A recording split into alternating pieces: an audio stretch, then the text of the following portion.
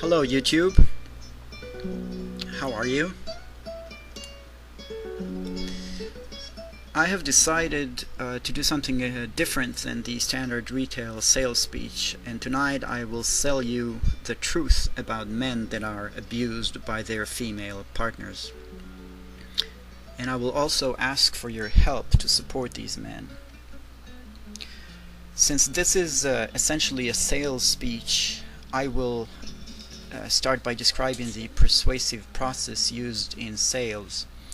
I will then introduce the scenario, which is, in this case, an activist asking for your help and donations and government grants.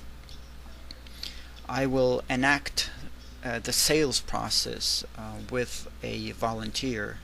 Well, in this video there is not going to be any volunteer, but in the real speech there will be one. And finally, there will be an informal discussion, including questions and answers.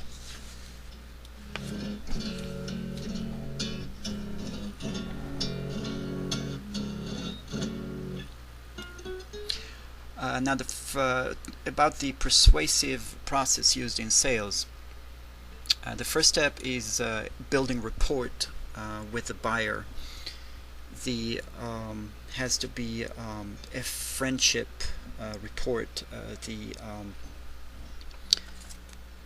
seller has to come across as friendly, and he also has to come to present himself with credibility, so he has to come across as an authority on the topic. The next step is to identify the needs of the buyer. So in this case, it is the needs of society as a whole. The questions I will be asking is, what is the role of men in society? What is the role of fathers? What would a society without men look like? Are men good? Quoting from the Bible, Genesis, that is why a man leaves his father and mother and clings to his wife, and the two of them become one body. Now later in Genesis, God is talking to Eve. Yet your urge shall be your husband, and your urge shall be for your husband, and he shall be your master. Now the problem is that some men are abused in relationships. Actually, quite a few men are abused in relationships, and when they are abused, they often get sick. They may have legal issues as a result of the abuse. Their lives may be destroyed. They definitely would need help in those cases. But the situation, unfortunately, the situation today is that there is hardly any help for men. Quoting from the Bible, Judges, and this is the story of Samson. She, Delilah, had him sleep on her lap and called for a man who shaved off his 7 locks of hair. Then she began to mistreat him, for his strength had left him. How many of you believe that the losing his hair actually caused him to lose his powers? The solution. Would counseling benefit men that are abused? Would they benefit from therapy? Would a shelter be a possibility? Would they benefit from legal help, from more permanent housing when they lose their homes? What about rehabilitation, employment, help to obtain employment, and protection in some extreme cases?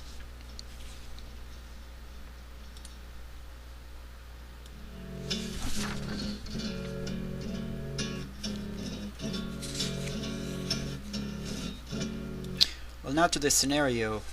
In this scenario, I'm an activist and I'm asking for help, and the help is for abused men. And the help that I'm asking for is in form of donations, grants, and help from the government. So I'm an activist and I'm helping abused men. Why?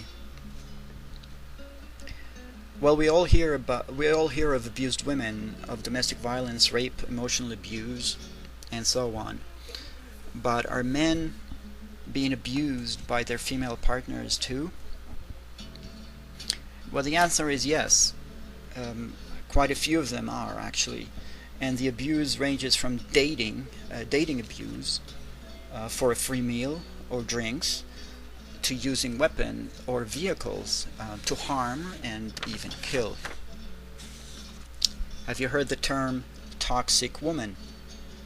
That term is usually linked to a personality disorder such as borderline personality disorder or narcissistic personality disorder. These personality disorder essentially, a personality disorder, such a personality disorder is essentially an arrest in emotional development. Basically, what we have in these cases is an adult with the mind of a child, and the characteristics are interpersonal manipulations, lack of empathy, lack of remorse, impulsivity, and pathological lying. We're talking about a very abusive person, indeed.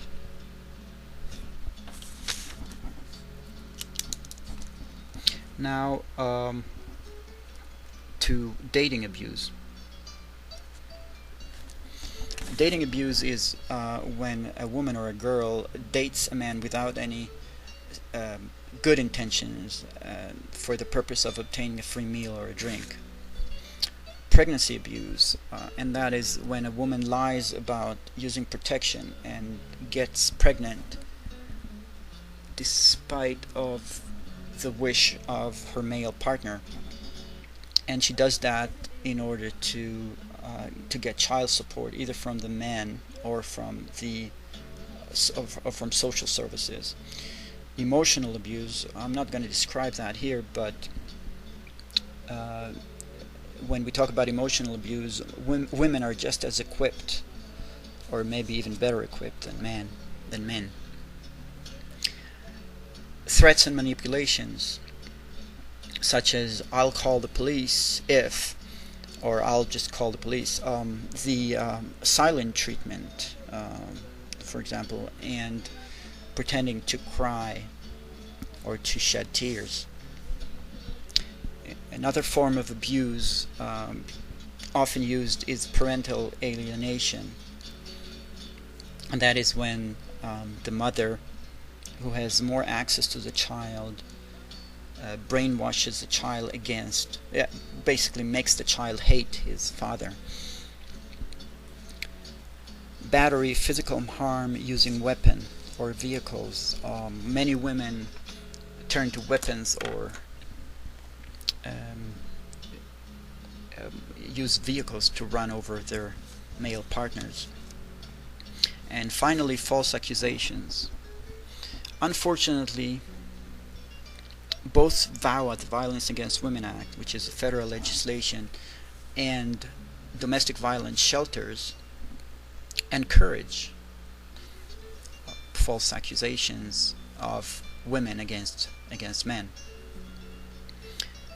False accusations are much worse than abuse by one person, by a person.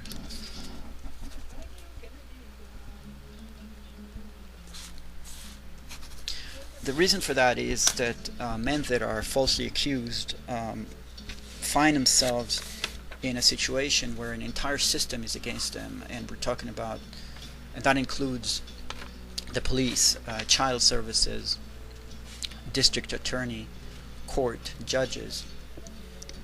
Even when dismissed, when the false accusations are dismissed, there is an enormous damage done. What's the solution?